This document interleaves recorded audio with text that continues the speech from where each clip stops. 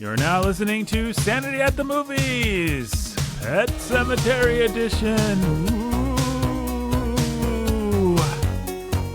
Hey everybody, welcome to Sanity at the Movies. No, we're not talking about Stephen King's Pet Cemetery, or the sequel to Stephen King's Pet Cemetery, or the remake of Stephen King's Pet Cemetery. Nor are we talking about the book Pet Cemetery by Stephen King. That wouldn't even be under the purview of the podcast. What were you thinking, idiot? No.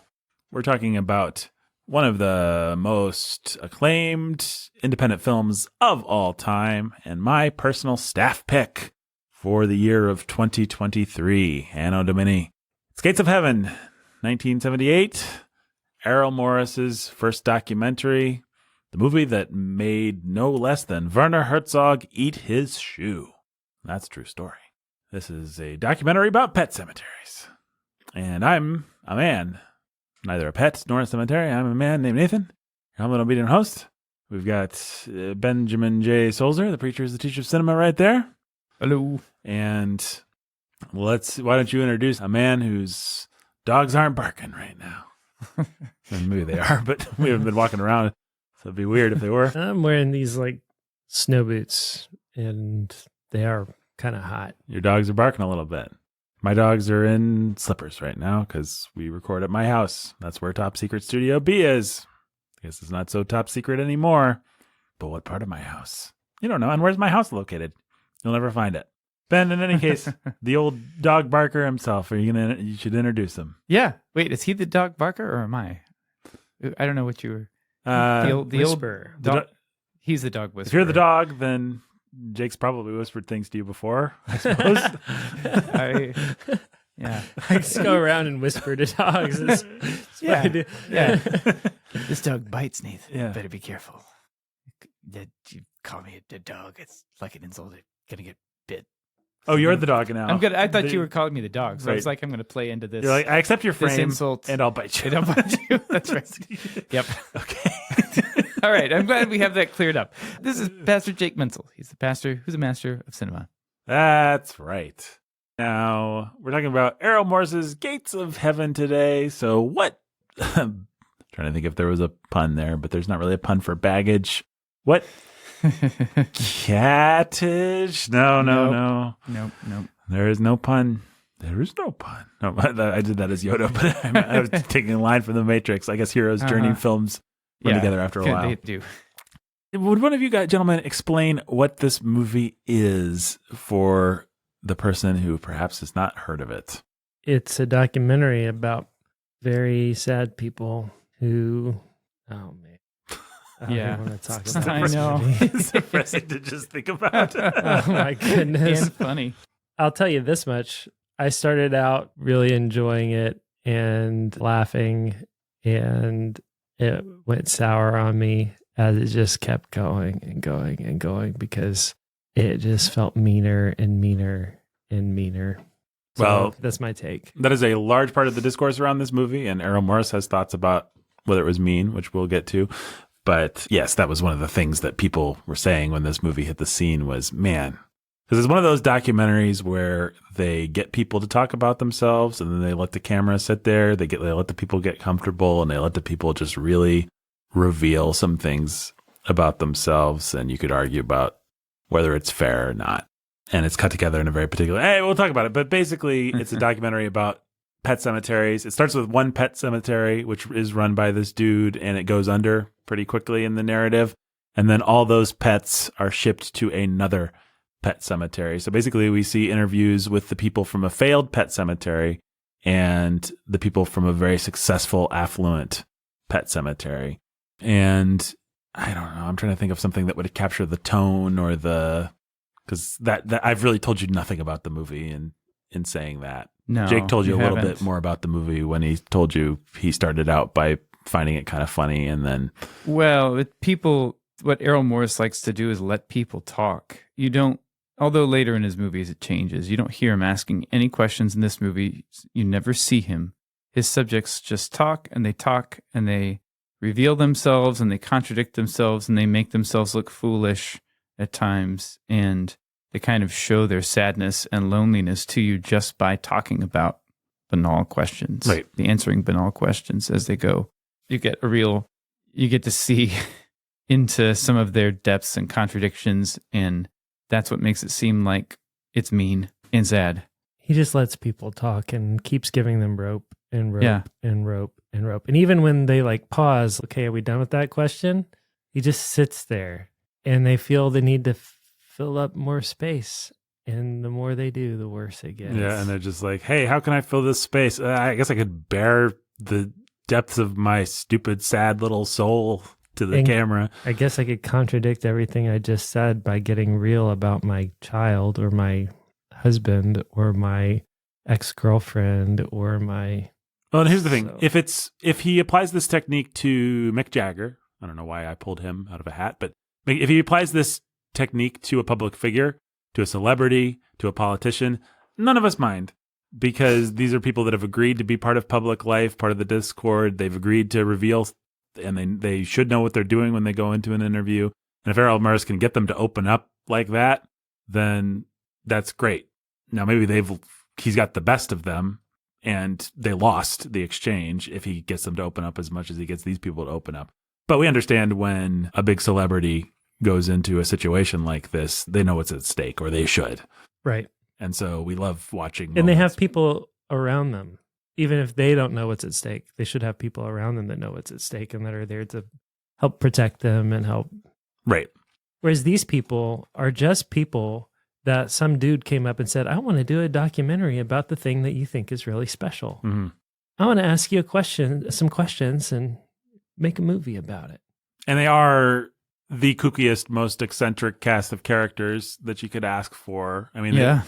And yes, the movie's casting them that way, but also this is a uniquely California movie. What is it that our pastor Tim Bailey, he always likes to quote something about California. If you take the country and you lift it up and you shake it, everything that's not nailed down just plummets into California. Mm-hmm. And so this is a movie about all the kind of eccentric dreamers and weirdos and rejects and loners and outsiders who end up in California. And you have one set of them who tried to start a pet cemetery and failed because they just lacked the qualities that it would take to make a good business. And then, arguably even worse, you have this family that successfully runs a pet cemetery for the affluent people of wherever that is in California. And so you see all these sad old couples that loved their pets and poured all this meaning into them. You see the owner of this pet cemetery who seems like a pretty cynical dude that takes advantage of it, but he's got this kind of countrified, almost preacher charm, and that's how he portrays himself, is as the pastor of this church of pet religion. Pets are going to go to heaven. Pets will go to heaven. And then you have his two sons who are just this. You couldn't write a better contrast between these two sad characters who have both gone out, tried to make something of their lives, both completely struck out, both kind of slunk back in to the family business, and both living these lives of quiet desperation, but handling it very differently. So you've got like the stoner hippie son who plays his music and writes his songs and kind of dreams about me hitting it big as a musician. And then you have the other son who's just ridiculous. This guy that tried to make it in the insurance business and maybe did, but for personal reasons that are never revealed exactly, flamed out or something. And now only knows how to talk and think in sort of broken Dale Carnegie aphorisms. Yeah, he just has platitudes. He's got like a picture of, it's not Dale Carnegie, it's another guy, but he's got this self-help guru's picture that he keeps in his office and all his trophies. And he just thinks and talks in these platitudes, and it's really sad. So, yeah, the movie, I remember this movie as being more of a sort of charming, eccentric, like, people sure are funny kind of. Oh, no. But it's more painful than that. And you have this central monologue that kind of splits the two different stories by this old woman that Morris just puts the camera on. And she barely has anything to do with the rest of it, but he just lets her talk. And as Ebert says in his review, Faulkner wishes he could write that monologue. Like, it's just this country fried monologue where she asserts all these things, contradicts every one of them by the end of the thing. is desperately self-aggrandizing, but then also kind of servile. And she's got this son that she's estranged from and his girlfriend. And I can't even do it justice. You could pull it up on YouTube. She's just really alone. Yeah. She's really alone in a trailer park and a camera's on her and he's just hanging her out. Yep. And so she just keeps talking and she waits for what's next, or she'll ask a question and he won't even answer or respond. And so she'll wait a little bit longer and then she'll start to pour out a little bit more of her heart. And then she'll wait, like, what are we doing? And then she'll go some more. And it's really painful and amazing. It's an incredible thing. It's quite something. It I made wonder. me sick to my stomach. Well, I wonder if you could actually find as many of these people now, because surely in the age of social media, Now everybody understands much better what they're doing. when someone puts a camera in their face. Yeah. Yeah. So yeah, Ben, you found some context for us on the state on documentary filmmaking in general. Yeah, I did. I'll be talking about Errol Morris and stuff, but Cool. You're going to talk about documentary film. Yeah, It's a surprisingly interesting subject. Yeah, it really is. It really is. So I dug in to the history of it, where it got its start, and found out about a bunch of people I'd never heard of, but I certainly didn't expect to find out about Boleslav Matuszewski. What? Nobody expects Boleslav Our Matuszewski. chief weapons are having a big Polish name that I don't know how to pronounce. So I'm sorry about that. He was like Polish. His father was French. He was alive in the late 19th century, the early 20th. And what an interesting guy. So this was a guy who was big into photography. And he co-founded the French Documentary Photography Museum Association in 1894. And then he got interested in filmmaking. And he's not interested in fiction filmmaking. He's interested in history and education. He thinks of film as something that can preserve history. He's like, film can preserve history, and we need to preserve film. Like, because we need these records. We need these archives. Cinema can be valuable in the same documentary fashion that photographs are valuable. Wrote 2 books about cinema in French in 1898. This is the time of the cinematograph. And at the time, it's not looked upon, this invention by the Lumiere brothers of the cinematograph is not, people are not taking it seriously. It's just a gimmick. It's just a gimmick. But this guy's like, no, this is serious business. So this guy is like filming surgeries.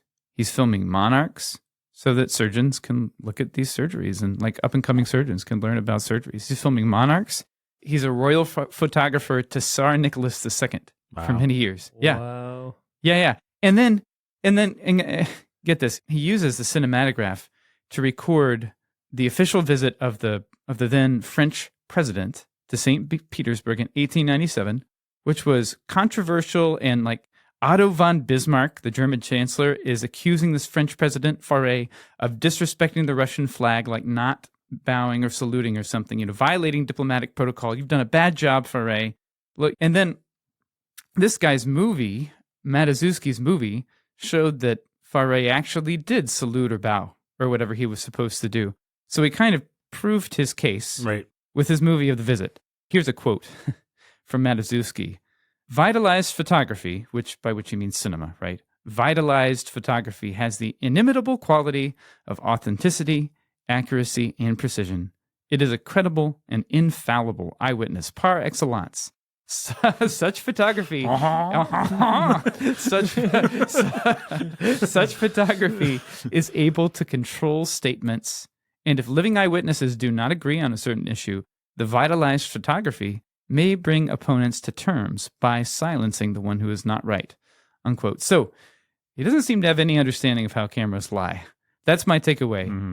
I didn't read his. Yeah, well, why would he? Right. Yeah. We hadn't begun to figure out how to lie with a camera yet. We barely figured out how they work, let alone... I guess not, but it is amazing. Living in this age of fake news and stuff, it's amazing to read a statement like that. Yeah. It's so this guy already has the idea of what film should be and could be. And he has kind of a spiritual air in one of the fathers of modern documentary film, John Grierson, who's a Scottish guy. And he coined, or he's said to have coined, the word documentary as like a noun. So he was writing a review of another documentary movie. They weren't called that yet. And he said, what did he say? He said, this film has documentary value. And apparently from that point on, people began using the word documentary as a noun. Anyway, it's a little unclear. He was writing about a documentary by another famous guy we'll come back to, Robert Flaherty, and his movie Moana. Not that Moana. A different Moana. A 1926 Moana. So Grierson was also totally uninterested in fiction, right? With movies. He called Hollywood producers dope peddler. You guys are just feeding people drugs. Like, your stories are worthless. They have no nutritional value. What he wanted to do was to raise social awareness and achieve political goals. That's what he thought documentary film was. That's what he thought film was for. And so this is a quote from him. I look on cinema as a pulpit and use it as a propagandist, unquote. So there you go. That's John Grierson. He also called the documentary, this is a kind of a famous definition, quote, a creative treatment of actuality, unquote. So just a creative way of portraying facts. He spent a lot of time working for various government agencies. Worked for the British, the EMB, the Empire Marketing Board, which, guess what? It's a British thing that marketed the British Empire and its goods. And so it was meant to promote British trade and unity. He made this movie called Drifters. And a lot of this stuff you can find on YouTube for free. Maybe not in good quality, but you can find it. Drifters, I think, was his first. It's about herring fishermen in the North Sea. It's a silent movie. It gives you a look into the dangerous work that these guys are doing. I just want to pause there and say, just look at the first guy that you talked about who's like, yay, we can document life. And then this next guy kind of says that too, but he immediately goes into propaganda, business manipulating reality. That's right. That's amazing. And a very natural transition. Yeah, I mean, I'm sure nobody even thought about it all that much. Who's going to be paying you to capture reality? Right. Because that might influence the reality that you edit together. I'm sorry. Oh, go ahead. Can I just say, I know this is a contrarian opinion, but I hate documentaries. You hate documentaries? I just hate them. Yeah, you can say that. Just saying. For the very reason that they pretend to tell the truth, and they never do. And a movie isn't doing that. That's all. Sorry, go ahead. We should come back to that. I'm glad you said that. That's one of the reasons I wanted to do this episode, because I thought we could have this discussion because people, like the chattering class, and people that we know, our friends that are chattering class adjacent, they love documentaries. It's the most fun. Documentaries. Why would you watch? Your average intelligent white collar person likes documentaries just about as much as anything. Can I want to interject something now. I have this book of primary source historical accounts just selected from across the gamut of the last couple millennia. So starting in like ancient Greece and whatever, you have these. Here's part of, what's his name? Thucydides' account of the Peloponnesian War. Here's a part of this. Here's a part of that. Famous stuff. And this historian, so I think he's an Oxford guy. Anyway, he's British. I don't remember his name. He's pretty famous. So he edits the book. And I remember reading in his preface years ago, I'm looking forward to the day when nonfiction accounts can replace fiction, because fiction is just made up garbage, but these accounts are the truth. So this guy, and I was always like, what an idiot. That kind of stuff is, that perspective is very foolish. Yeah. Anyway, but just so I'm going to go back to Grierson and Drifters and herring. He's going to promote these brave men doing this hard work to get herring, which people aren't aware of, how dangerous it is. Okay. So he does that. This is a British commodity, our herring. You should buy it. He makes other films for them. He produces a lot of movies. He goes to work for the British Post Office. He makes a 10-minute movie called Grant and Trawler, which is a 10-minute film with sound about a fishing boat. And it's there's no score, but it's just the sound of guys doing things. And it's kind of cool. It's kind of like a little window into a world that's gone. And then there's a 10-minute film called The Private Life of Gannets, which is about the bird, the gannet. And if you watch it, you'll feel like right at home. Like, oh yeah, I've seen National Geographic before. I know exactly what this is. This is one of those nature movies with really cool camera work and a voiceover, a narrator, and a sweeping score. It's going to tell me about these birds. Know exactly what this is. Well, this guy kind of originated some of that stuff. So The Private Life of Gannets won an Academy Award in 1937. Just a 10-minute movie. You can see it on YouTube. Grierson moved to Canada, worked for the National Film Board there, made propaganda movies for World War II. And now, I thought this was super interesting. So remember, Grierson's Grierson wants to change reality with his movies, affect social and political change.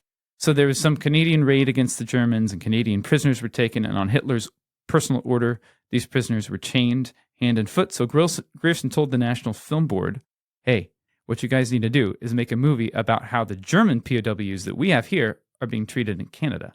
So they had a director make a movie showing how well treated these guys were. Soccer teams, they're eating well. They have good relationships with their guards. There's actually a much more recent Canadian documentary about these guys called The Enemy Within, because it was a real thing, like these crazy, well-treated German POWs, apparently.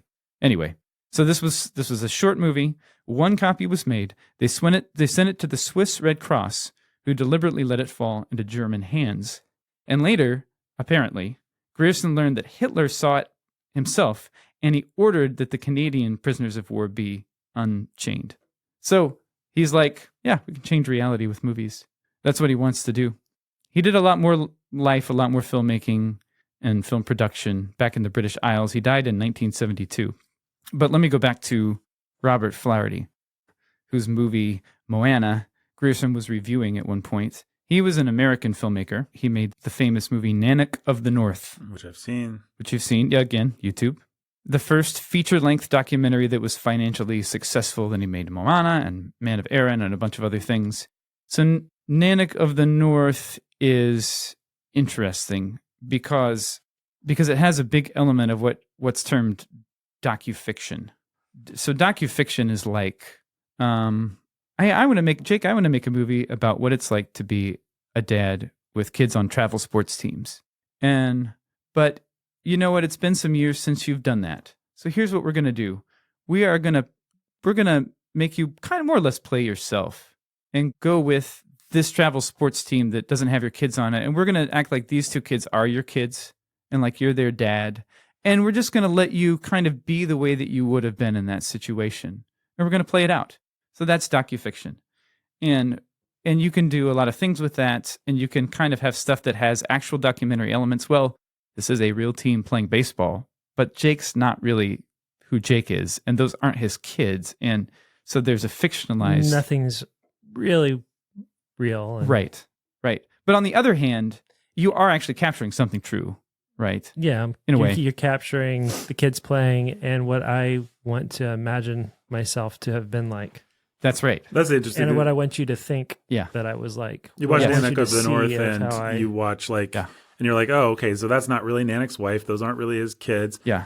And probably they already wounded that seal so that we could get a cool shot of capturing. But now I'm seeing the way that they actually strip and kill a seal. That's a fake example, but it's that kind of thing. It's like they're accidentally getting all kinds of reality, or would you say accidentally, but also the narrative that it's built around is fake. So I don't think we said, but Nanook of the North is about an Inuit, an Eskimo, an Inuit. Yeah. And Robert Flaherty found this guy who was a famous hunter, not named Nanook. He renamed him because he was like, Alakarialak, that's not going to play. It's going to be Nanook.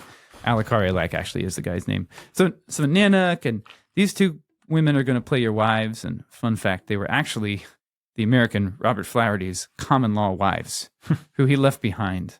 One of them he had a kid with, but he just kind of forgot about it. So Robert Flaherty, gross guy, getting in deep with the natives and taking advantage of them for sexual and artistic purposes on my read. And so he gets Nanook and fake wives and fake kids and has him go hunting stuff, seals, walrus. And he's like, no. Don't use a gun. Pretend that you've never seen all this Western civilization stuff. You're going to hunt the seal like your ancestors used to do 30 years ago. Use a spear, a harpoon. So Nanook's like, oh, okay. And so what you have is a sort of an imaginative recreation of Inuit ways of doing things. And so you've got all these elements. One, you actually are capturing harsh conditions and dangerous things. I don't think, from what I understand, I didn't watch the whole thing, Nathan. Maybe you have a better read. It didn't seem like it was so staged as to be not actually. No, they're really in the north. It's really cold. Yeah. You're really seeing them interact with animals and try to haul in a seal. There's a lot that is very fascinating in a strictly documentary sense in the movie. Sure. And so that's Nanook. I mean, it's fake reality but it's simulated somewhat accurately, but how accurately? And also, another question to ask with Nanak is, did people understand that this was simulated, that it was fake, that it was docufiction, not just documentary? No. Robert Flaherty is going to say in the title cards at the start of the movie, this is Nanak and these are his wives. And he's just going to present it all as pure fact. That's what he's going to do. And when he makes Moana, it's going to be kind of the same thing. He's going to go to Samoa and get natives to reenact tribal rituals and parts of native life. Oh, yeah, I know that women aren't topless now, but I want you to be topless for this movie because we're going to be like authentic like you were. And I want you to do these dances and rituals. And anyway, that's it. And by the way, that's a subgenre of docufiction called ethnofiction. Well, because it's natives playing fictional roles. It's also worth saying people have done the same thing in literature. I mean, there are great explorers and people who wanted to hype the exoticism of the Orient or of whatever, who wanted a better story. And, you know, I mean, you can find a rich strain of what they call Orientalism in 18th century and 19th century writings, where whether the East offered that kind of exoticism or not, they knew it sold like hotcakes, and so they're throwing it into their books. How come it's the 7 wives doing the dance of the 7 veils? And, you know, an actual person from that era or from that place is like, what? We don't do that thing. Anyway. Yeah. So, I mean, so that's Flaherty, and his stuff is really controversial for all the reasons you can imagine. Woke colonial reasons, just the fact that he's lying. Questions about whether what you're seeing is, how it's valuable. What truth does it tell? What good is it even artistically? Roger Ebert loves Nanak of the North. You can go read his 4-star review. It's on his great movies list. Yeah. He's going to say stuff like, well, when you see a seal hunt in Nanak, you're still actually seeing a seal hunt. Who cares if they would have used guns? You're seeing an actual seal hunt in the Arctic. This animal's being killed. A dude's struggling to kill it, but they didn't give the script to the seal. That's what Ebert's going to say, which you can see, I think, the strength of that, and also ask some questions like, well, now, hold on, Ebert. Aren't you just playing into this a little too much? And so kind of a related category to docufiction, not the same thing, is what you could call, this is a big, giant, flabby category, but docudrama, which extends from anything to the kind of reenactments that Errol Morris is going to do in his later documentaries, where he's going to have people reenact the scene. Every one of us has seen this a million times on Unsolved Mysteries. Right. There's going to be a reenactment. But you could also say that a docudrama is anything that's supposed to be like a retelling of a story of reality. Right. So the Elvis movie is a docudrama, if you want to call it that. The category is kind of flabby enough or broad enough to accommodate all that stuff. So, yeah, Errol Morris is way downstream of all of this. But we can ask a lot of questions about what it means, what he's capturing, right? How accurate it is. I mean, we already talked about how unnatural he is as an interviewer, like with the old lady just sitting there, sort of saying things that would normally invite a conversational response. But Errol Morris isn't going to say anything. The story about the old lady, he has to cut to some footage at one point because his sound, the old lady says, oh, I read this. What does she say? She says some truism, like you can't take it with you or something like that. That's not it, but she says, and yeah, I remember reading this. I think I might have it here. And, oh, yeah. She says, here today, gone tomorrow, right? And the sound woman had pity on this woman and said, wrong. I mean, just made conversation. And so Morris had to fire her because you have the woman in the middle of this amazing Faulkner-esque monologue and you're going to interrupt it? Just let this woman sit here and reveal herself. But I can talk more about Morris if you're ready for me too. Is there anything? I think so. No, that's it is just, it's the eternal question. Like, it's kind of, what's the time travel conceit? Butterfly theory. Could we actually go back and see dinosaurs? Well, no, because if we went back and saw dinosaurs, we'd be in an environment where we were there. And that wouldn't have, I understand I'm playing into tropes that as creationists we don't believe, but you understand the point I'm making. Can you document something without affecting it? And the answer, at least in part, is no. And can the camera capture anything realistically? I mean, can you actually tell the story of who killed JFK, or can you just confuse the story of who killed JFK? I mean, that's a loaded example. But Well, I've seen the Zapruder film, and Right. I've seen the grassy knoll footage, all that stuff. Yeah. So Errol Morris kind of comes out of the independent filmmaking school of the 1970s, which we've talked about many times on this podcast. He's Jewish, which is a thing we run into a lot on this podcast. Graduated from the University of Wisconsin-Madison in 1969 with a Bachelor of Arts in History. And then he just kind of bopped around trying to decide what he wanted to do. Tried to get into Oxford and Harvard, finally talked his way into Princeton, where he was studying history of science. And he said, I had no idea what I was doing. That's not really my background. He's studying physics. He's not interested in physics. He just knows he wants to experience life, and he's kind of an intelligent guy, but not with a lot of direction. Anyway, he ends up going to Berkeley. Like I said, anything that's not rooted down ends up in California. And so becomes a doctoral student in philosophy at Berkeley, hates philosophy, just finds it a world of pedants, as he said, and was feeling really bad about it.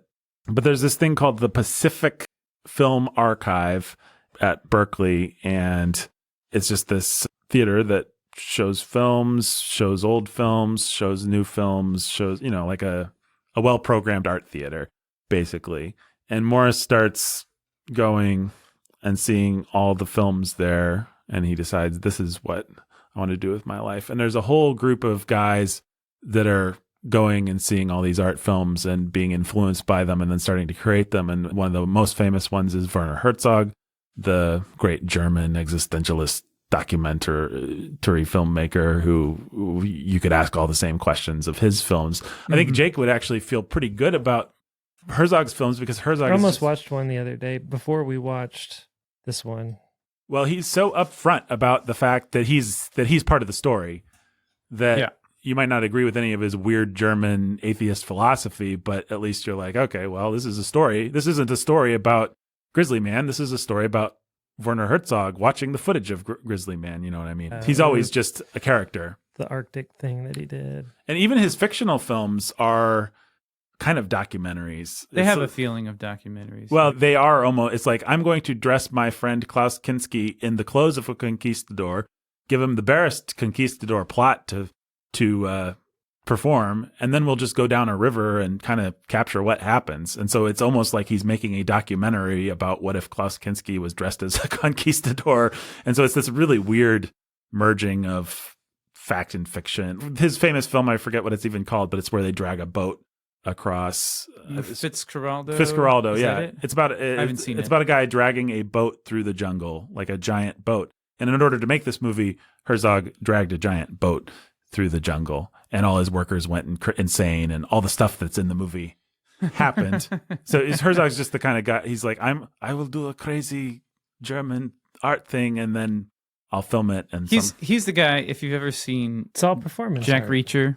Yeah, he's the villain who's like, I escaped from a Russian. He bit off his own fingers. He bit off his own fingers, and you're like, yep, there's a reason that Herzog is playing this villain. Yeah, like he's got an element of like, yeah, I'll do it to myself.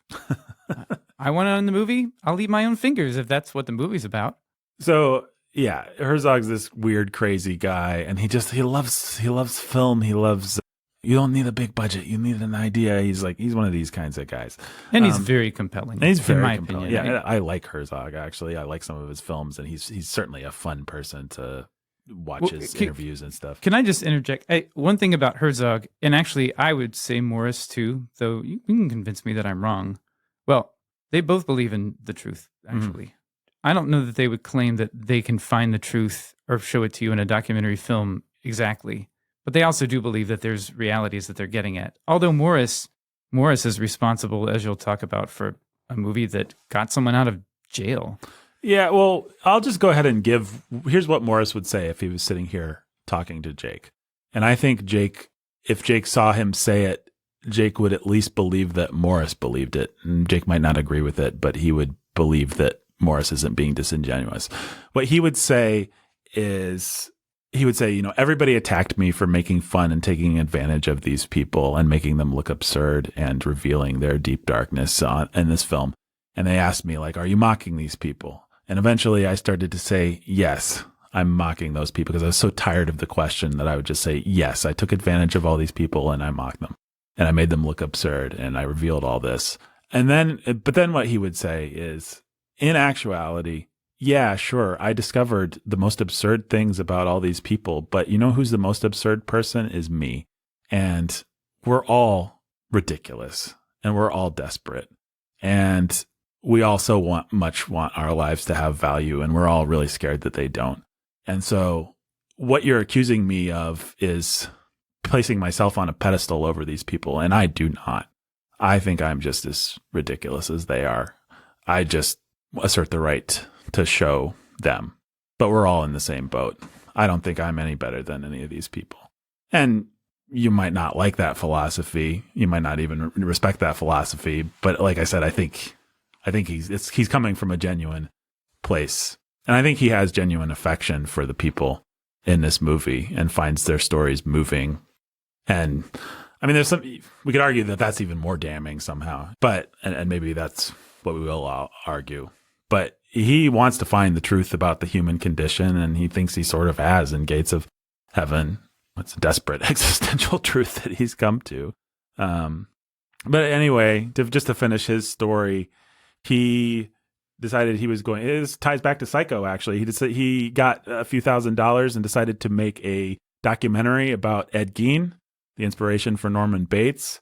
There's a pretty interesting story. This will tell you something about both Morris and Herzog, but especially Herzog, that they were going to dig. Yeah. They were going to dig up Ed Gein's mother's grave together, just to find out whether he had stolen that corpse, as they suspected that he had.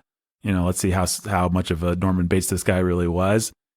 Morris chickened out and didn't show up, but Herzog arrived at the grave in the middle of the night with his shovel. Like, where's Morris? That's which is amazing. so Herzog and so Morris. But yeah, so Morris actually worked on films with Herzog, helped him shoot a film called Strozek, and Herzog lended him money to go and make a film in Vernon, Florida, which eventually became, I forget what the name of it. Florida. Vernon, Florida, that's right. But famously, Herzog said, if you ever complete this film about the pet cemeteries, I will eat my shoe.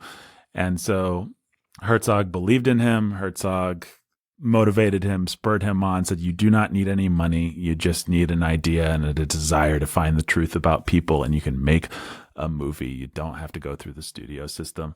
And so Morris was inspired to do exactly that. He heard about this. He read in the paper. We see the headline in the movie, this thing about 450 dead pets going to Napa Valley, and borrowed some money from his friends and family and went and shot in 1977. Total budget, $125,000, which even then was absolutely nothing. And kept firing his cinematographers, firing his sound people, because they did not understand the style. He just wanted the camera to just be this observer. We're not going to bring extra flash to this. We just want to sit people down. We want to have them look, and we're going to get these kind of proscenium, we're just sitting there with them kind of thing. And cinematographers, all so deadpan. It's very deadpan. Yeah. And cinematographers did not understand that that's what he wanted and thought it was stupid. And the movie was released without that much fanfare. He didn't have a big studio apparatus behind him I think there was a studio that picked it up, but it wasn't the kind of thing that was going to catch on. He does owe Roger Ebert and Siskel his career. Those guys were, in a way that we can't understand now, powerful figures in culture at the time. They could make or break a movie. There's no critic that has anywhere near the power that they had. And so when they decided that they liked something and wanted to champion something, they could really bring it into the mainstream. And so they did that with a movie called Hoop Dreams, which is a very famous documentary about kids playing basketball. Not an interesting subject to me, so I've never really looked into it. But it's supposed to be one of the great documentaries. And maybe one day we'll do it. I don't know. There's a long list of movies that wouldn't have caught on if Siskel and Ebert didn't like them. But Siskel and Ebert actually reviewed the film 3 times just to make sure the people that watched our TV show would hear about it, and then reviewed it again on their best of the year list. And so they just championed this thing. And Ebert, it was when he was asked later in life to name the top 10 films of all time, he had this film on there. He said it was mysterious and funny and got at the truth of life. And so this movie caught on and became kind of one of the defining art films, if you want, of its time.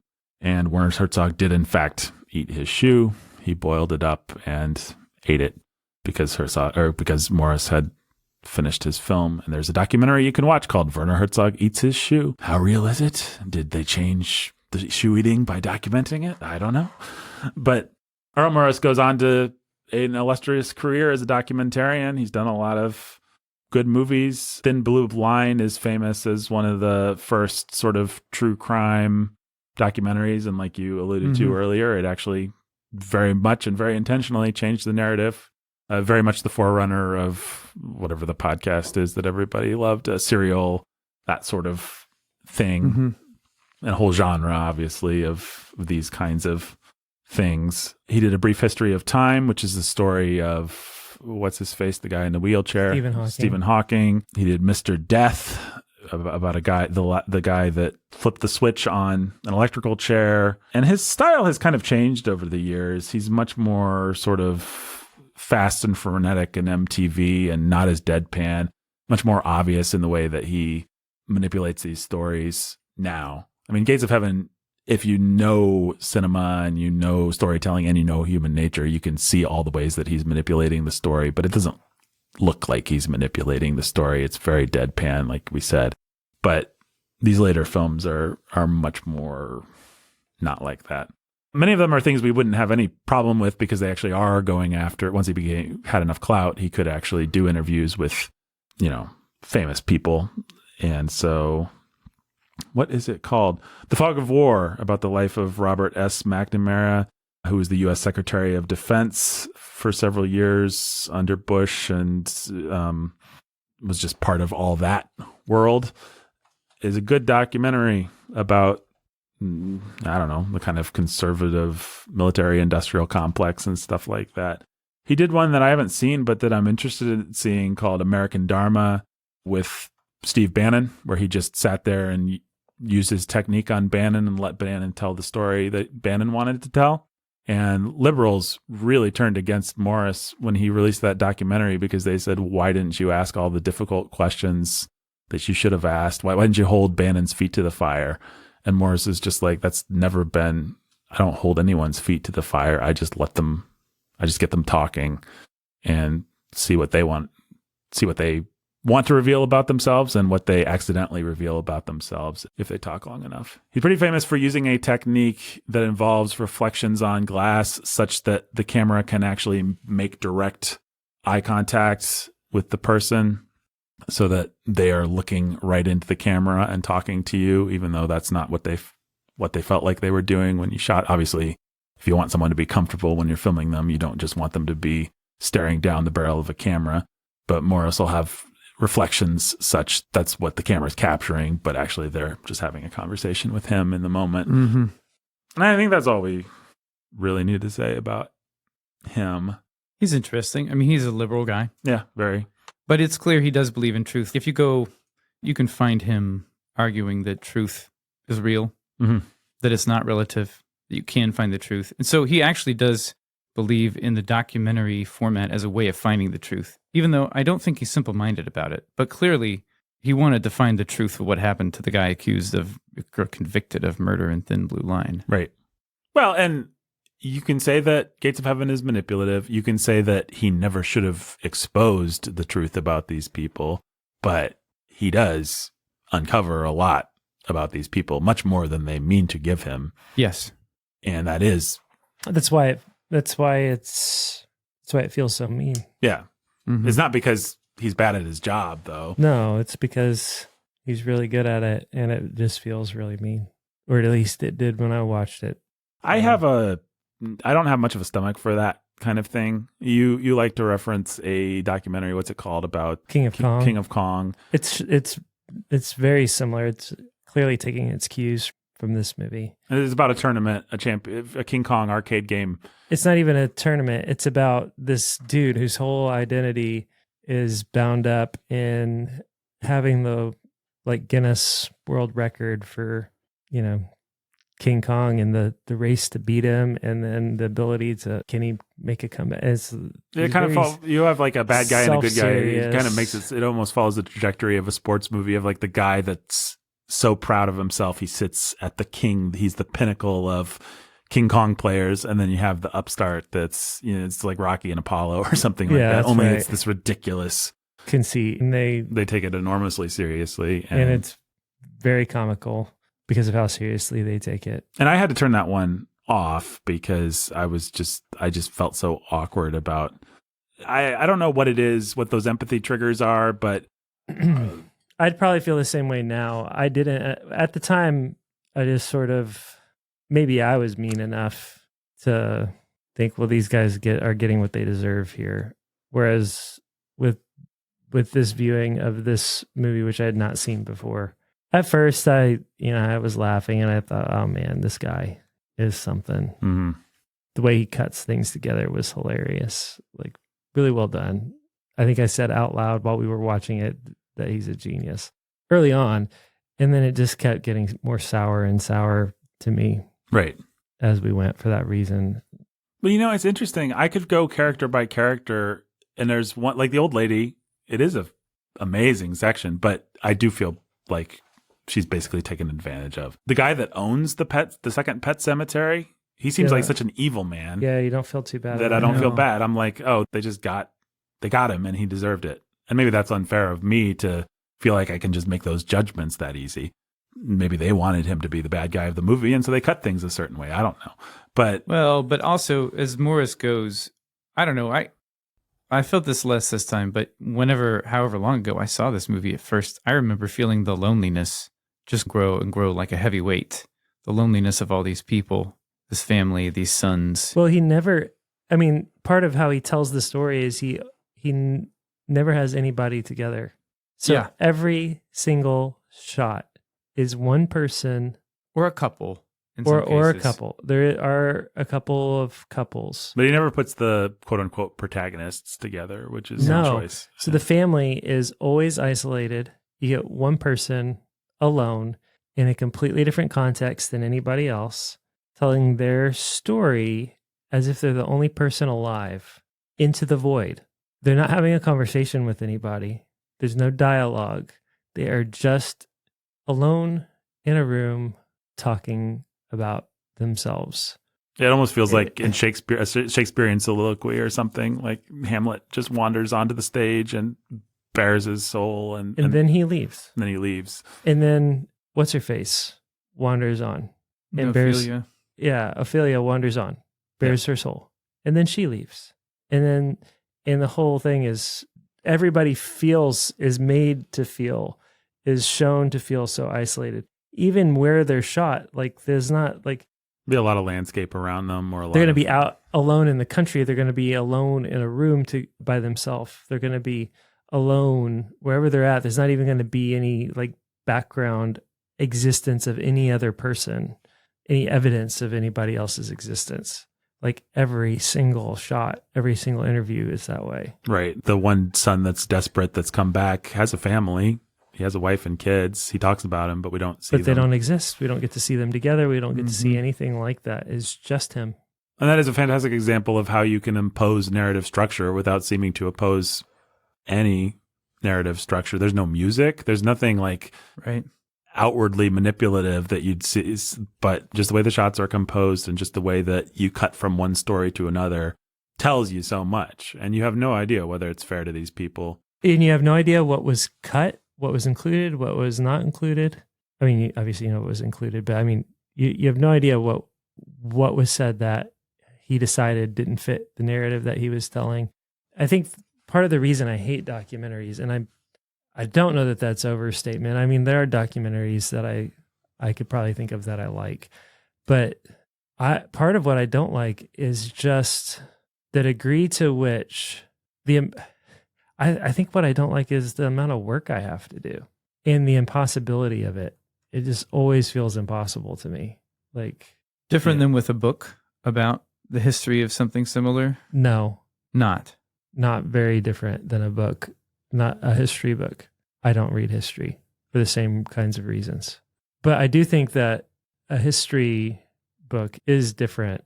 I mean, there are things that you can know about an author and about his perspective.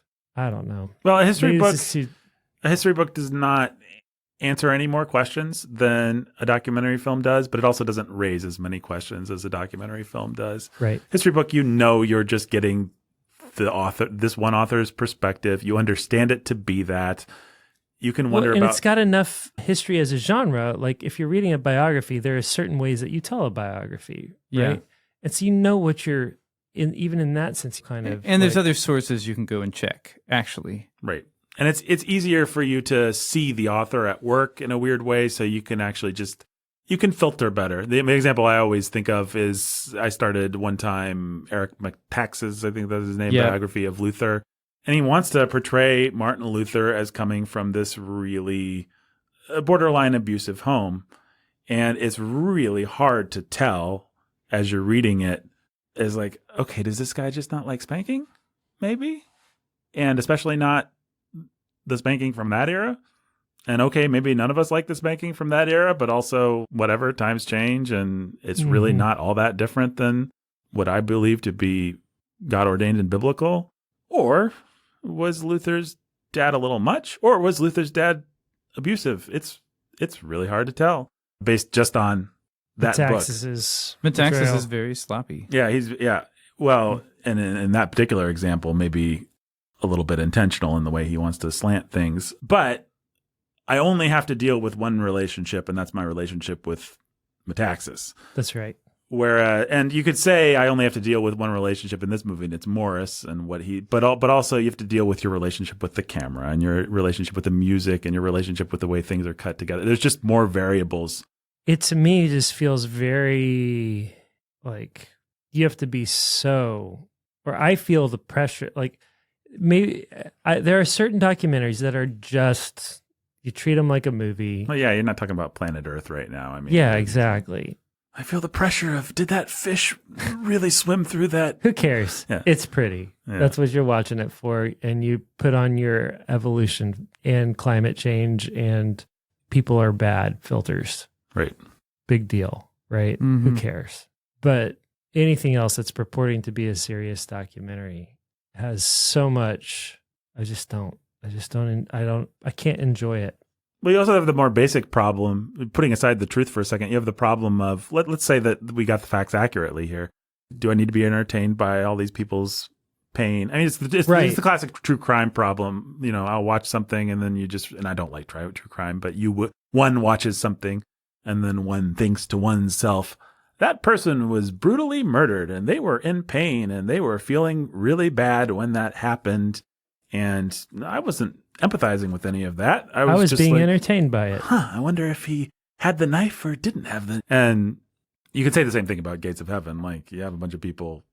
In that sense, it feels almost degrading, right? Because it's like, these are real people. They have real lives. They have real people that love them and real people that they love. And they have been made to be a spectacle for my entertainment. Their deepest, darkest secrets are made to be a spectacle for my entertainment. Their loneliness, their pain, their foolishness, it's all a spectacle for my entertainment. And I'm supposed to feel good because we all just kind of suck in our own special way. And that's the truth we're getting at. To me, that feels broken and wrong. And I don't enjoy it. I don't enjoy having to deal with the juxtapositions of things like cameras and everything else and all the things that aren't like, to me, it feels like oppressively overwhelming. There's so much going on and it feels impossible to get at what, like, when we watched it, like, I fell asleep, but I don't think I would, I think that part of it was like I was tired. It was the end of the day, but I think some of it was just like, it was so tiresome to me. Mm. Like, it was emotionally tiresome that I just had a hard time with it. Well, it also strikes me that a detective might really hate watching Law and Order because he does it for a living, and also now he has to do it for entertainment, but with a bunch of camera angles and music and stuff clouding the issue. And a large part of your job as pastor is to delve into who people are and what motivates people and all that sort of thing. And yeah, I think there is something to that, perhaps, if I can analyze you for a second. Sure. Please do. Maybe make some space for people to not feel they can't watch documentaries because I hate them so much. Well, I think your visceral hatred of all the extra variables, I think, might come out of that, because you're like, I have to do this all the time, and there's already way too many variables, and it's already really hard, and you're gonna make me do this for entertainment, and then add 40 extra variables? How dare? And so you have, like, you can hear it in Jake's voice, this kind of "how dare you?" Not everybody is going to approach it that way. I think you have to ask hard questions about a movie like this. I think if you just watch, especially if you just watch true crime and just watch it as entertainment, I think that's pretty gross. But then there are good true crime. There are things that, in a compassionate way, tell a story that deserves to be told. And then you run the gamut all the way to things that are just pure grisly exploitation. And so you can't just lump everything all together like that. I think I watched this movie first when I was a teenager, and watching it again now, I feel much more like Jake. I think I still enjoyed it more than Jake did, or it would be hard not to. To. I don't know. What did you think of it, Ben? I mean, I still have a part of me that early on I was getting some kicks out of it. There's some really, really funny stuff. It's pretty hilarious. And that dude at the rendering plant, he is like Bill Murray. Yeah. Like, I could not stop casting Bill Murray. But Bill Murray minus the self-awareness, like. Yeah, but you just like, when what's his face makes this movie and casts Bill Murray, this is a hilarious, wonderful, what's his face? The Royal Tenenbaums. Oh, Wes Anderson. When Wes Anderson makes this movie and casts Bill Murray as that guy, then it's going to be great. It's going to be something to see. Well, that part of the movie is hilarious. What Morris does is brilliant. You can see he cuts between this guy who's so sad and so sincere in his desire to see these little pets sent from heaven buried, and then he keeps cutting to this guy's arch nemesis, the owner or this official that works for the rendering plant. And the guy that works for the rendering plant loves working for the rendering plant. It's just like, this is a valuable service. We just burn up and melt down all the dead pets, dead animals, and people don't want to know what we do here, and we have to lie about it. And he has all these stories. There's this one time it was an elephant, and we just told people we buried the elephant. We didn't bury the elephant. We rendered that. People don't want to know. Jumbo came to this guy.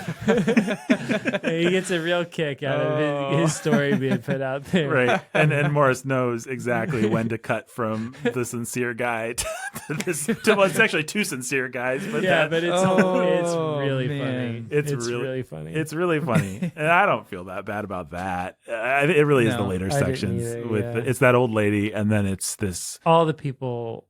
It's the family, it's that old lady, and it's all the people talking about Ringo the pet, Yeah, but I am glad to have that documented. I mean, it's just like... There are things about it that are like... These kooky, eccentric old people with money who don't have kids or have a strange relationship. And the dude just sitting there talking, he's the owner of the thing, saying, well, what happened is birth control. And that's right. Women need something to hold and to pet and to love on. And so they get a dog or they get a cat because they're going to work, and it's not a 1-income family. It's a 2-income family, and they're on birth control, but you still got to have something to pet and to hold and to love on. And so they get a pet. And then now the grandparents, well, normally that would be filled up by having grandbabies to love and care for and nurture and coddle, but they don't exist. And so they get a pet. And now we've tripled the number of pets. Right. And to these people, they're not having babies and grandbabies, so this is what they got, and this is nature abhors a vacuum. And so of course they're going to treat them like their children and feel like their children, and we're just going to tell them they've got souls, and of course they'll be in heaven, and build a chapel for them in a cemetery and take all their money. And it's evil and sinister, but I mean, just to have somebody say Right. that out loud in black and white Yeah. in a stark way in 1968 or 72. 77, I think was when they filmed. 77. Yeah. Yeah. Yeah, it's something. Well, to see all these sad middle-aged people who obviously either don't have kids or have a strange relationship with their kids, and the amount of meaning that they pour into their pets. I mean, it's a prophetic movie in some ways. It certainly describes a lot about our society today without being too heavy-handed about it. But all these people... And we keep hitting LA, San Francisco, and Seattle, right? Is like 3 places that we don't actually go to Seattle, but they keep talking about like when they're going to franchise. And Right. Oh, Yeah. yeah. Yeah, it's like... That's going to be place number 1. It's Yeah. that whole culture. I mean, Napa Valley is like Wine Valley. It's like all those. It's where Francis Ford Coppola went to have a vineyard after he made his money with The Godfather and Apocalypse Now and all that. And then the way that these people who have buried their pets when they're being interviewed, generally, the way that they use these little dogs and cats to try and process life, death, and the afterlife and God. And Yeah, I think, I don't know. It captures so much about the truth of the world and people. I don't know. It's like there's more to it than I would say overall. I don't think it's not cynical. They put dog treats in a box and wrapped it up in paper, and then we're so amazed that the dog knew which present was his, and went to it and opened it up and tore into it as if he knew, as if he had heard them talking and understood. Yeah, Like, I mean, or he's a dog and he can smell the treats in the box. Person. There's plenty of things that feel mean, but there's also just stuff that feels like This is how people talk and how people this is are. this is who we are. It just is. Yeah. It's like we can all think of family members who are like this. I don't even mind the strategy of the movie here. I feel like I'll defend the strategy of the movie. Put everyone alone. Don't see them at their best, because if we see them at their best, we're not gonna. Or if we see them with other people, they're not gonna say what they really think or feel. Yeah, They're gonna say what those other people want them to hear. Want to hear them say. I mean, I know that's obvious, but it does. You can see why he's doing it. You can see what he gets out of it.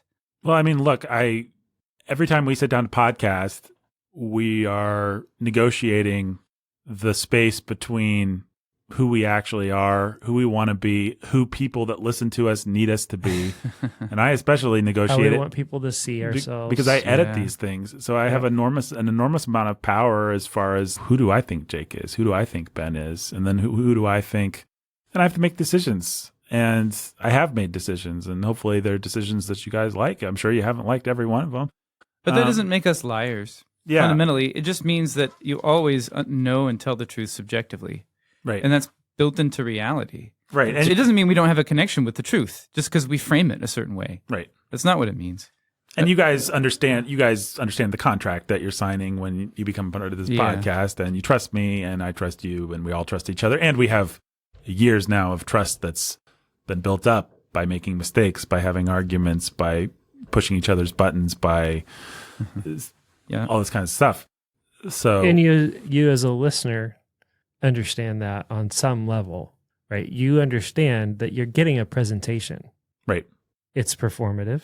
If you were to sit in a room with us, we might not talk the same way. Right. Mm-hmm. We might not have as strong opinions, or we might have them, but we might not present them to you in the same way. We might be willing to give more, but we understand as we record this, part of our job is not just to inform or challenge or express the fullness of our own opinions, but it's to entertain, it's to make you think, it's to give you something that's enjoyable, it's to let you in a little window into our friendship and our relationship and how healthy Christian brothers argue and fight and think about things and challenge each other to think about things. Right. And we know, even in this room, when we're holding back from each other, when we're protecting each other, when we're conceding to somebody's strong opinion, when we're bending our own opinion to somebody else's strong opinion, like this is all part of the dance. I came out of the gate on this hot. Mm-hmm. If I hadn't, this whole discussion might have gone completely differently. But there are elements in any movie discussion or book discussion where we touched a nerve, or something's personal here, and that's part of the dance that we're dancing, and we don't get to have that exchange with you as a listener in the same exact way. Mm-hmm. Right? We may be dancing all over your nerves. We may be touching all your buttons. Yeah, we you have bring your no own idea. subjective understanding Right. of the truth. Which is why if you were across the table from us at lunch talking about the same movie, the conversation might go incredibly differently. But we hope that you're able to come to anything like this and be improved by it and have the equanimity to say, okay, this is worth thinking about. This helped me think about this more critically. This helped me think about this more biblically. This helped me engage whatever I think. Jake's an idiot who had no business hating this documentary or hating documentaries as much as he does. I will walk away being more critical of the documentaries that I watch moving forward and have an eye toward that. You know, that's what we want. That's what the goal is. But the whole point of my little monologue riff here is you're already engaged in a sort of performative documentary experience. Right. Because the mics are rolling, nothing is exactly as it would be if the mics were not. Right. And because there's an editor's button, because Nathan can cut, paste, pull out ums and ahs and hesitations, and you're getting a presentation. Right. Yeah, and we work to And do there's that truth in it. And there's truth, and we work And to there do may it. be more truth in it for it having been edited Right. than not. Yeah. But Right. From our perspective as guys, as friends, and as performers, we're trying to do what we do with more integrity and honesty as we do it. right. And we learn better how to navigate each other's strong opinions and nerves and stuff, hopefully. Yeah. And I think we have. And then Nathan, as an editor, is trying to figure out, well, what's going to be helpful, what's not helpful. But the reality always is that the more someone bears the soul, the better a product I have. It's better if we know why Jake has such a visceral hatred of this. It's better if we know what weakness Ben is bringing that's making him not like this movie. It's better if we know the sin that... Now, it may not always be better in terms of our ongoing relationships. It may not always be better in terms of what's private, what's good for people to know. There may be any number of considerations that make me choose the second best for any given podcast because I just don't want Jake or Ben or myself to reveal that. It's not something that our audience needs to know. It's actually something that they need to not know. But I'm always negotiating that space, and it would be a lie for me to say I'm not always negotiating it with the desire to get as much of who we actually are in there, because that's the business that we're in, and that's the product that we're creating. And so if I'm Errol Morris, it's like, yes, I want to be fair to these people, but I also want to put them in the position where they'll reveal as much as possible. I mean, that's what we're doing. We're talking about who these people are and what motivates them, and that's the interest that we're going for. In 1977, what these people don't understand is that they don't have to keep talking because there's silence. Right. They don't have to reveal and bare their soul for somebody, and they don't have to trust the person on the other side of the camera to make them look good. But if they've only ever seen Mike Wallace interviews on NBC or whatever, back when we could trust, or we at least thought we could trust the media, they're going to have a different take. I mean, I will say, entirely apart from all these considerations, I think Morris made a great movie. I'd like to think that these people... The measure of a great movie is a movie that makes you think and makes you have conversations about truth and reality. Right. And this is one. I mean, and these people are, it's good. I'm glad that they're documented. Truth, reality, human nature, and the human condition. Yeah. The dude successfully made a conversation piece. I think about the son, the son with all the self-help stuff, the Dale Carnegie son. He's the one that I actually feel the most bad for. It's like the old lady, her life is sad, but she didn't really have anything to lose. What's it going to cost her to be screwed over by this movie, even if that's what it was? But the son who so desperate, I can imagine being that guy, accidentally exposing all my weaknesses and insecurities to a camera, and then seeing the film, the finished film, and just being horrified to realize, A, who I was, and B, what I'd revealed. Well, I mean, back to what Jake was saying about why he hates this stuff. Do you're like, oh man, these people need pastors. Mhm. They need someone to love them, Yep. help them know themselves in a way that's not going to destroy them. Right. It is just And Errol Morris is not that. no. And has No. no intention of being that. He just No, wants to he's not. find the artistic sort of view on their sadness. I will say though, the movie's been made, and it exists. It's out there. It's an artifact. Some of these people are probably no longer with us. Actually, Almost all of them. Maybe the two young sons are still around, but there's actually very little information. Obviously, the first thing anyone who watches this movie that is interested does is look up that Pet Cemetery, and there's very little information on what happened to these people afterwards, which is interesting in and of itself. I think that Pet Cemetery, the one that lasted, was online. Like you could go to a generic web page for burying your pet kind of thing for many years, but that finally died. That was like back in the days of GeoCities and early websites and stuff like that. But now that it exists, I'm glad that we have the artifact. I think I would be so. I think Jake has represented why I would fund the movie, why I'm in some sense sorry that it was made. But if this isn't too morally slippery, I'm just going to say, since it's out there, I'm glad that these people are on camera. I'm glad that this story is told. I think it is kind of a semi-profound meditation on loss and the meaning that we pour into these trivial things in our lives. And I can't do anything for these people, but you do kind of, you do have an enormous amount of compassion for them by the end of the movie, especially for the two sons, I think. Yeah. Whose lives are just really, really sad. And any movie that can arouse that degree of empathy in you it's not an altogether bad thing. So that's my perhaps half-hearted defense of it. I don't think he should have done it, but since he did, he made something pretty special. But I understand completely why Jake doesn't like it. And this is one of the only movies, I don't know why exactly. Maybe it's just that these people feel kind of freakish enough that I'm able to divorce myself from something. It is kind of California eccentrics who, to my mind, are the least sympathetic people on earth. 45 years ago or 46 years ago. Yeah, and it's a long time ago. But I mean, man, as we were talking, I was thinking about our mother church that we came out of used to have Thanksgiving prayer nights, and people on the Thanksgiving service would get up and give their prayers.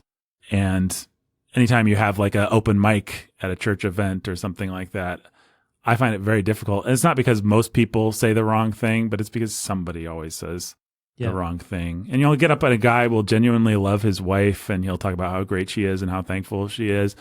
And then every husband that comes after feels the need to say something nice about his wife. And then you have the guy that hates his wife get up and he says something nice about her. And you have those kinds of dynamics play out. And I just barely stand to be in the room with it. It's like something that I just find to be so utterly cringe. Really, almost any time a civilian is on microphone, like if you're watching a sports event and the newscaster goes out into the crowd and shoves a microphone in somebody's face and asks them something, or it's one of those news on the street kinds of things, or certainly any of those awful prank shows or things that have been around, candid camera type stuff. I can't watch any of that stuff. I find it so painful to watch people accidentally reveal themselves. Mm-hmm. So I definitely sympathize with where you're coming from. I'm not sure why this movie, well, I think for the reasons we said, it's never quite had that gut reaction for me.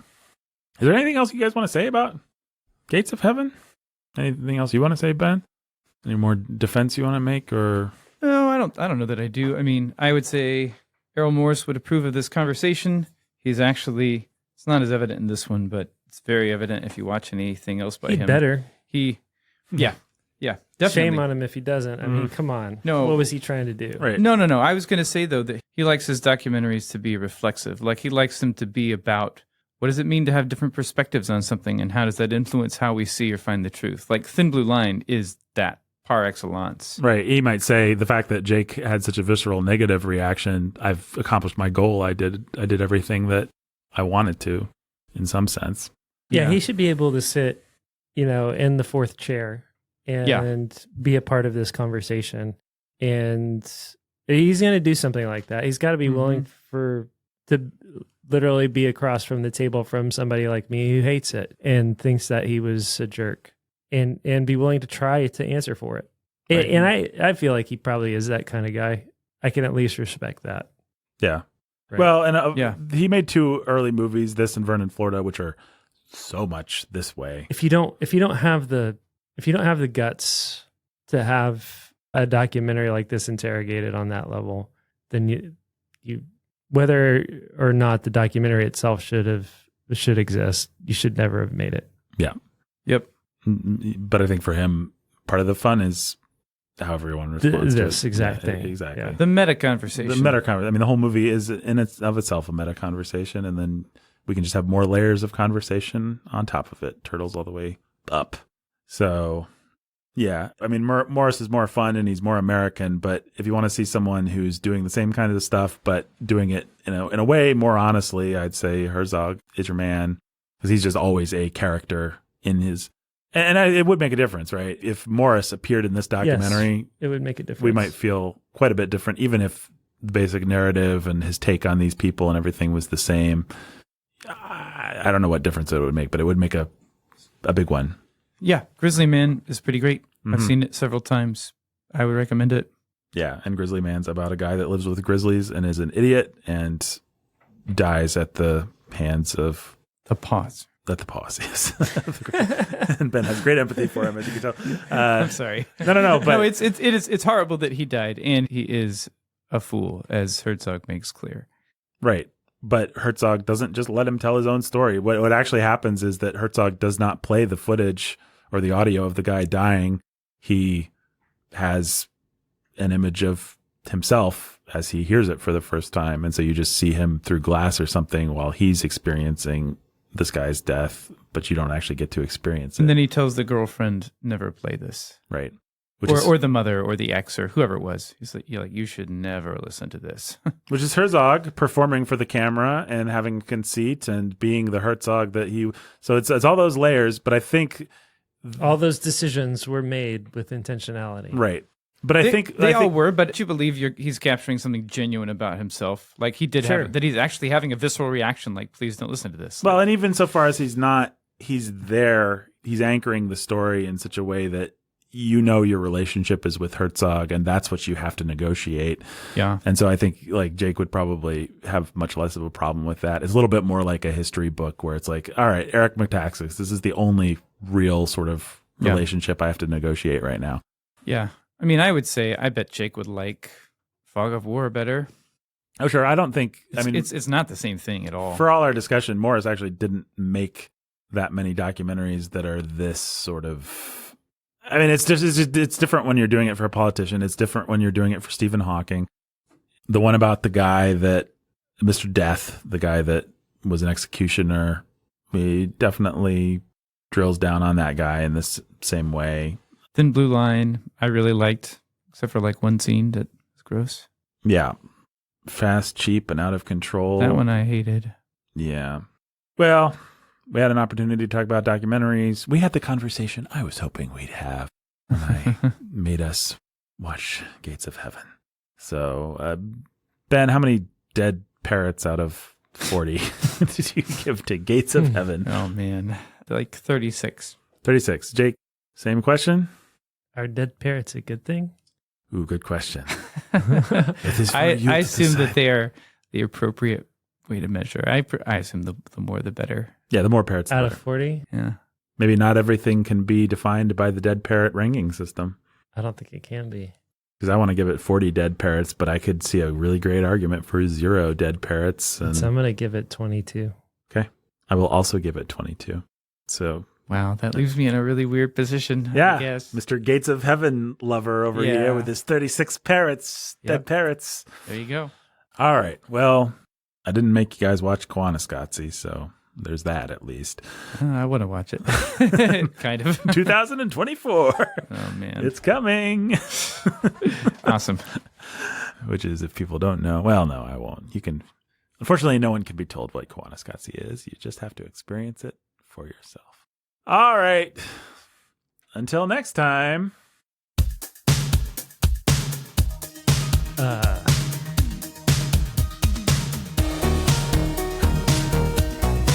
Is that a quote from the movie? Yeah, it's almost a quote. Death is for the living, For the dead, not so much. but for the dead, not so much.